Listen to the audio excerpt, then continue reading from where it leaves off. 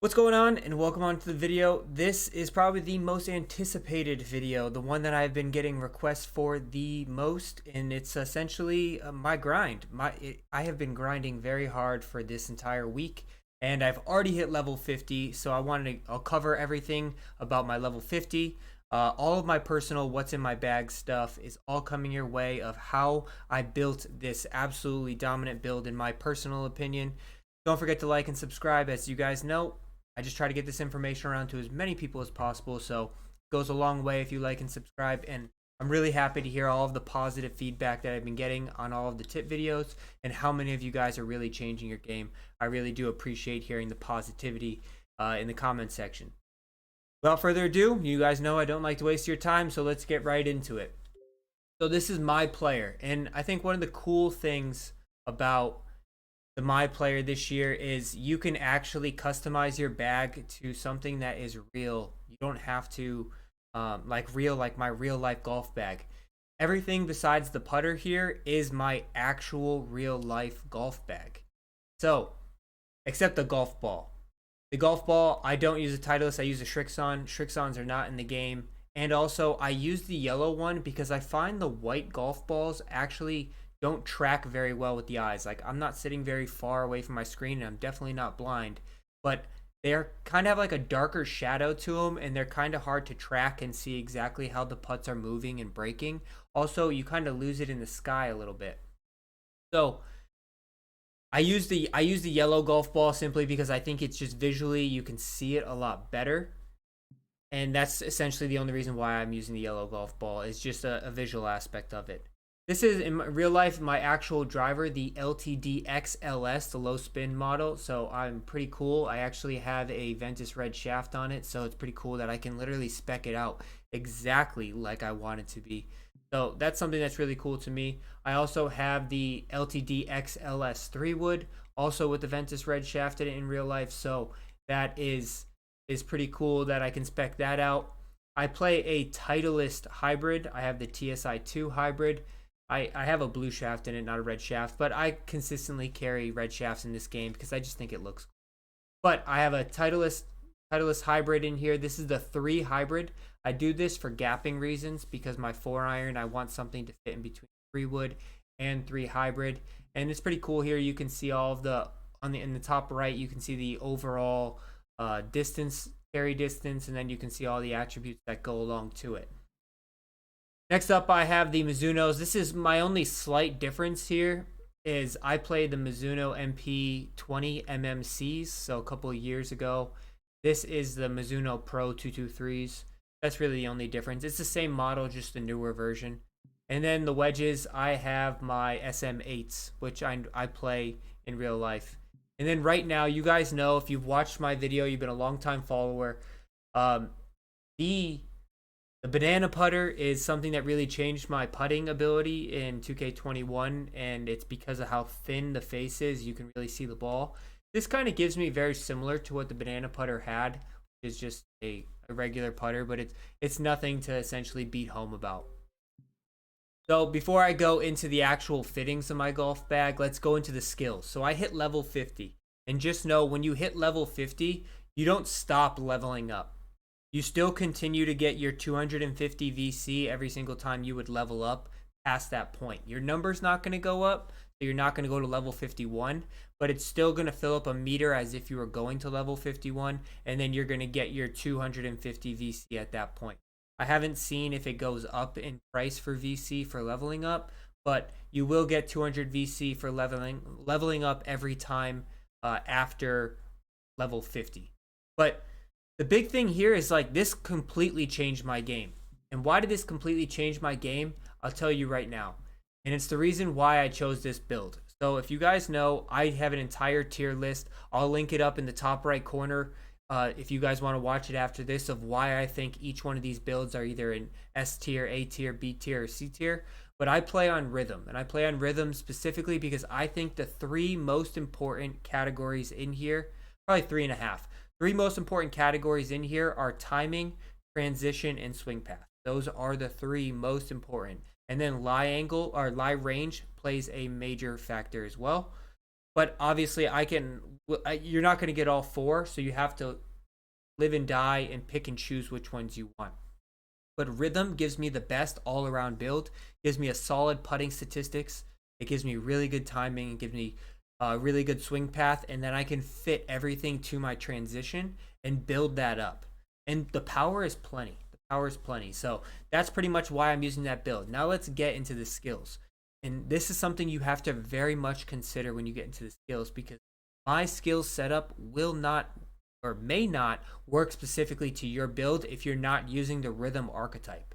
If you're using the rhythm archetype, which I know a lot of people are, you can save a lot of skill points. And that's why rhythm is so huge, because when you get to level 50 or you get to unlock column 7, you can see here that in level 1 you get a passive effect, so it's on all the time, it never gets turned off, and it plays a huge factor. You get a major boost in these columns.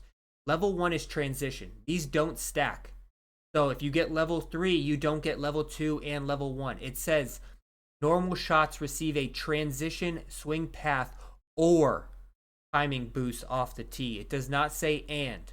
And until a 2K developer comes out and tells me that it says and everyone that I've talked to, we all understand that it does not stack. So you are not getting all 3 of these if you're using your skill points in all 3 of these categories. So by going here, you know one of the weak areas for this build in the rhythm archetype is transition, but you get a massive transition boost by having it just in level 1, and that's 2 extra skill points per each of these columns. That's 10 extra skill points that you can use somewhere else, that you don't have to use somewhere else. Use in this column 7. You're saving yourself so much time, so much effort, and you're getting all of the benefits. That's one of the major things. Next up, column 6. You're going to see column 6 is maxed out. If you're a better player, you have no issue with getting pars, getting birdies. You're going on streaks of birdies. You stay away from the bogeys. Obviously, pars are going to happen. But if you are a better player, you're somebody who can consistently get birdies at least once every 2 to 3 holes, column 6 is your best friend. You want to max this bad boy out. Column 6 is the best category and the best column in this entire section. You'll see here, every single one of these has 3 on it. And it's simply because these are the most important skills in the entire section here. So you really want to focus on column 6. Even if you're somebody who doesn't really get a ton of birdies, keep working on it, and you can really benefit a lot by being in column 6. You'll see here in column 7, now you'll see here a lot of this is built around 3 things. It's built around the wedges, it's built around the putter, and it's built around a little bit more of the irons. That is because none of these categories matter unless you're hitting the club. So if I hit 4 fairways in regulation in this category, I get a normal shot spin boost for my hybrid. How often am I going to hit my hybrid in a round of golf? Not that much. How often am I going to hit my 3-wood, my 5-wood? Not that much. How often am I going to hit my putter? Half of my strokes are going to be done with my putter. How many times am I going to be hitting my wedge? I'd probably say a third of my shots are going to be done with my wedge on approach shots, chip shots. And that leaves pretty much a little bit mixed between the irons and driver. So that is why my stats, and I highly recommend everyone fitting this skill base to this entire area. Fit your putter, your wedges, your irons. Those are the ones you're going to be hitting the most. What clubs if you hit your 3-wood or your 3 hybrid or whatever a lot, then yeah, sure, go in those categories. But if not, don't waste your points. Stop wasting your points. So this is why I do it. You can see here I max out on easy reads. I max out for dough because I think putt path is more important than putt weight this year, and that's essentially why I go about that. Pathfinder, all of this stuff I max out. So you have to use, and there's going to be a video that's going to be dropping tomorrow about an explanation about what all of this means and how you have to get and unlock all of these. But this is essentially how I fit this build. And then I come up here You guys know I highly recommend shaping a little bit with the driver. So my last two, I went with a little shape with the driver. But obviously this one does not trigger that often because I'm not missing fairways very often. I will tell you right now, everything in column 6 is triggering for me pretty much all the time after like 2 to 3 holes, and then it pretty much stays on there because essentially I don't miss 2 greens in regulation in a row, or I don't get a par 2 times in a row. Every once in a while, I do, but when I'm playing my best, it's not happening. Column 7, is always on. This calculator is on all the time. All the time. You get this to level 3, calculator and pitch perfect, you get these two to level 3, they never turn off. I can activate them within 1 to 2 holes and they never turn off. This one doesn't activate as much. Poor swing timing. It's a little bit hit or miss on that one. The putting ones are activating pretty much all the time after about 4 or 5 holes. So this is my skill setup. I don't want to beat around too much around that. I'm going to be going into tomorrow's video is going to be about the explanation between all of it. But now let's get into the most important part, and that's the fittings. I'm just going to cover my fittings. I have 10 red fittings, and I've called them gold fittings just because my brain works, it builds up the tier. I guess they are more of like a burnt orangish red. So red, orange, gold, whatever you want to call them, legendary. I have 10 of these put up on my clubs. Obviously, they're still a work in progress. They take a long time to get. You really have to grind these out. But once you get them, they pay off massively. And you can see the benefits and the differences. So right now, on my driver setup, so the two things that I'm really focusing on, I want to get my transition and my timing on every single club above 85. So in the right column here, you can see I have a timing of 87 with this driver, and I have a transition of 81. I would really like that transition to get above 85, and I'd like to keep my swing path around an 80. Anything power-wise over 75 is more than enough. More than enough. Obviously, there's certain people who are going to want to get like an 85 power and then just have driver wedge all the time. But 75 power, my driver is carrying 287. That doesn't even account the roll.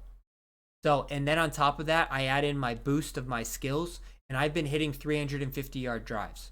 Like, I don't really need to focus on it. I didn't ask for this power one. It just fell into my hands, and I haven't had the time to essentially grind for a new driver fitting that fits my skill. But it works out pretty good. But you're going to see a lot of transition fittings here for me. So right now I have one power fitting, I have one transition fitting, one timing fitting. I obviously don't want the timing fitting too much, but it fits really nice for my skills right now. In the woods category, I have 2 more red legendary ones. I have one transition and another one power. The power ones are actually sneaky good. And if you haven't realized it, because like look at this power one. Look how many, my +7 transition, +4 lie angle, +10 power, and I'm only losing -2 timing. Like, it's sneaky good. It may say power, but it has so much more in it than just power. So don't sleep on the power ones, because you can see sometimes the transition ones can really hurt you in one category, such as swing path. And if your swing path is kind of off, and I go into in the video tomorrow, I go into all of the details of what all this means. But continuing on, my hybrid, I have 3 transition fittings. There's no secret about this. I'm trying to upgrade my transition, and this hybrid is really good for me. Why? Because it has a 93 timing and it has an 89 transition, and it's really good. The ball just flies straight. Doesn't matter if you're slightly fast. It doesn't matter if you're slightly slow. High timing rating keeps the ball straight. Wherever you finish your shot, so if you're really good with your meter and you can get your shot to release directly at the target, your ball is going to stay pretty much on that line with a really high timing. So that's why it's a very important category. Irons, I use a lot of my irons. So obviously this is where I've been putting a lot of attention here. And it's still not where I really wanted to, partly because if you haven't seen my video, I got a timing fitting and not a transition I wanted. But I have 3 legendary fittings here, 1 transition, 1 timing, and 1 power. Going on to my wedges, I still have a little bit of work here as I'm still rocking a blue. I don't have any purples yet, but I have 1 transition and 1 timing. And then putters are this bad boy is pretty good to go right now. I have putt weight, putt path, and putt path. Like I said, putt path is more important than putt weight. So this is my complete build right now. What 1 week in, I can't complain. I'm already level 50. I got all my skills. I essentially don't need to spend any more time grinding out the skills. It's all about getting the fittings now and just upgrading. I can't recommend upgrading more to anyone. Like, upgrade, don't sell. Upgrade. Even if it means you suffer for a little bit, upgrade. So let me know what you guys think of this build. This build has been fantastic, and there's some rounds that I play on Master, and I forget that I'm actually on Master. Sometimes I actually think I'm playing on Pro because the fittings combo with the skill, combo with my archetype makes the game that easy for me. And as long as I'm playing to my level, I can easily shoot anywhere between -6 to -15 on a Master difficulty.